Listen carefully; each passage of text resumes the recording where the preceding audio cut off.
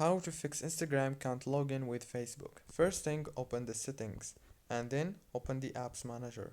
On this page you will find all the apps that you have on your phone. Search for Instagram and click on it, and then go to the internal storage, click on clear data and delete all the data from here. Go back and now click on the power usage details and click down here on force stop and make sure that the power consumption alert is enabled.